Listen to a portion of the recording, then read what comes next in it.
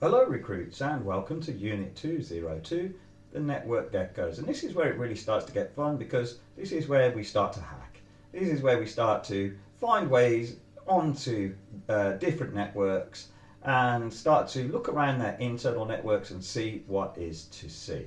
So, pretty cool stuff.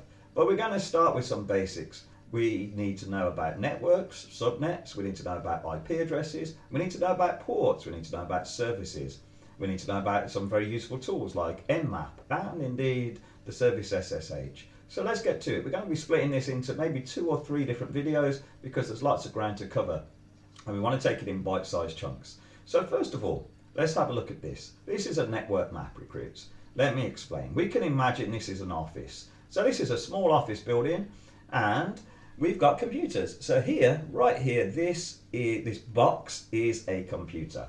It's a host machine. All of these are hosts, by the way, on the network. Actually, really, I should be saying subnet. So what a subnet is just a smaller part of a bigger network. So this is a subnet. It's a smaller part, it's a section of a much bigger network. Okay, and remember, networks are just a collection of devices which talk and listen to each other, they communicate. So this is a subnet. Now you're going to notice that all of these machines, so this is one machine. This machine might belong to Mr. Brown. Mr. Brown might work at the office and he gets to work at 9 o'clock in the morning and he logs on to this machine. And that's his machine, 10.10.8.2. That's its IP address.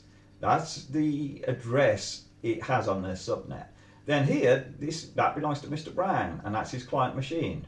Over here, this might belong to Mrs. Jones. Mrs. Jones works at the same office. She arrives with Mr. Brown and Mr. Brown goes over here and logs onto this computer and Mrs. Jones comes to this different computer and logs onto this one. But notice, recruits, 10.10.8, 10.10.8, they are on the same subnet.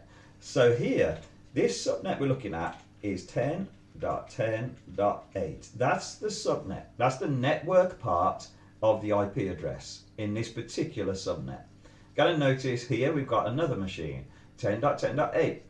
So this is another computer, but this is not one where somebody's sitting down working on it. This is a workstation, people busy working. This one is actually serving. What's it serving? Well, it's a web server, so it's serving a website. There's a website on this machine and it's being served out. So Mrs. Jones can have a look at that website. Mr. Brown can have a look at that website. Okay.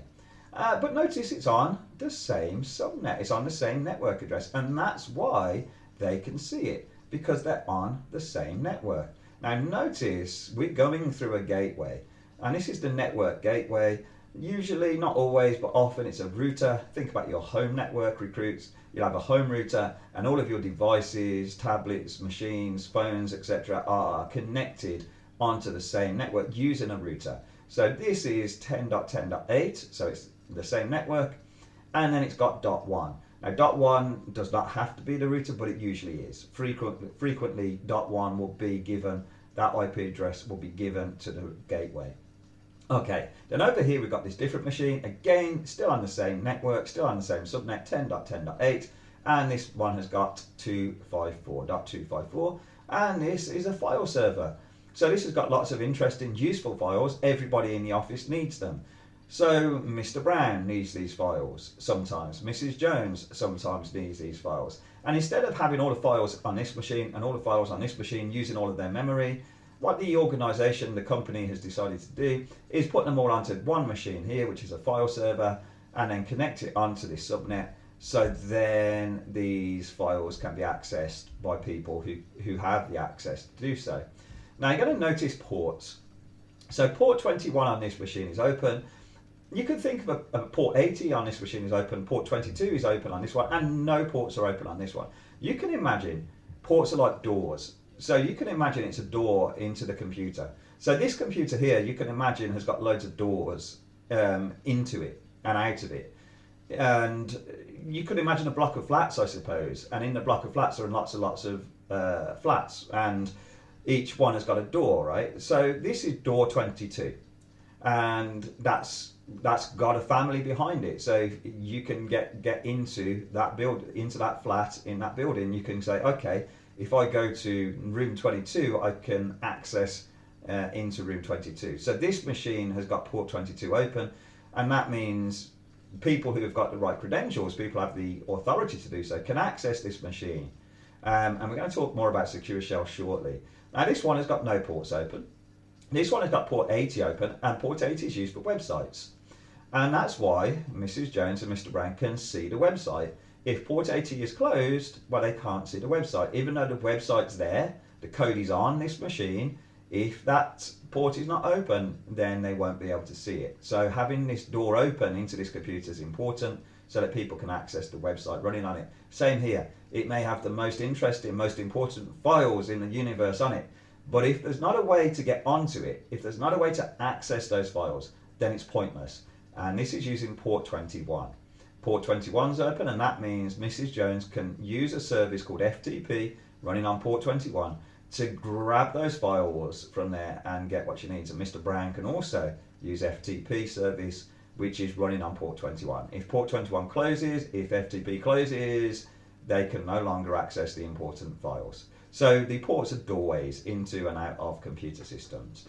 Okay, let's talk about SSH a little bit more. So let's take this a step further, recruits, and let's draw out a connection from this. So this is a network, this is a local area network, and let's connect it out onto the public internet. So let's use orange, and we're going to draw like a squiggly mess out here, and this is like the whole public internet, the billions of devices and machines all around the globe, all the people out there, all the different networks out there. This is the public internet, and let's just make that clear by typing in here. So public internet. Now, there's now a connection across to this. So imagine this could be running a website, and somebody might visit that website from their computer in their house, because this is now connected onto the public internet, and this port is open, so they can do so. Now let's go back to Mr. Brown. So Mr. Brown decides it's a beautiful day, and he wants to have a day working from home. So he doesn't drive into the office. He stays in his lovely house, and he uses a computer. This is his computer at home, his home PC. He uses this, but the thing is, there are lots and lots of important things on this machine at his office, and he needs to access them.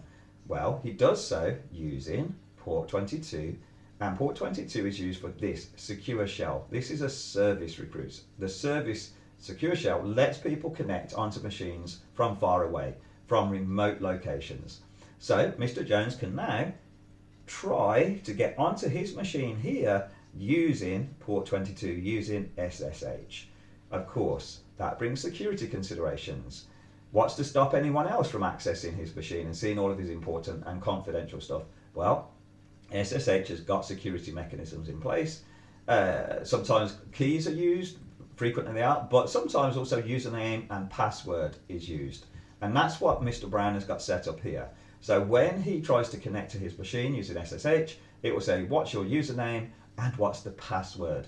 And if you don't know the password for the username, you cannot access this machine. Of course, Mr. Brown, we assume, knows the correct password since it's his machine. He set up the password for it. Okay, so he can access it, but other people can't. Unless, of course, they find out his password somehow. Guess it maybe, or he used a weak password. Okay, or he left it written down somewhere, or they found it. Okay, and that would be hacking, of course.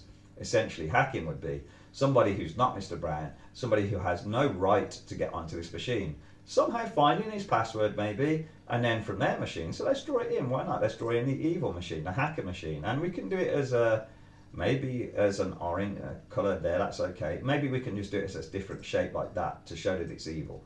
Okay, there's the evil hacker machine, and they find out the username and password of Mr. Brown, and they connect. They try to connect to this machine, and using port 22, and it says what's your username, and they put in Brown01 or whatever. What's your password? They put the password, and it says, yeah, okay, cool. You've got the right name and password. You can access this machine, and now somebody, Mr. Evil or Mrs. Evil, can now see all of Mr. Brown's stuff, and that's a hack right there using SSH. Okay, we're going to cut the video there. Lots gone over. If you need to have a look back over it, so the IP addresses are the locations of machines on networks or subnets. Subnets are smaller parts of bigger networks. We have a default gateway, and we have ports, which are essentially doors into and out of computer systems. And there are different services which are using those different ports. SSH is commonly found using port 22, websites are often found using port 80, and FTP for files to be served often use port 21. Okay, now I'm going to leave the video there. Hope it was of use. If you need to, please watch it again. In the next video, we're going to look at this from a practical point of view, and we're actually going to be using SSH between two different machines to get onto one machine from a different machine. And hopefully that will help this make a lot more sense, recruits. Well, hopefully see you in the next video, and until next time, take care.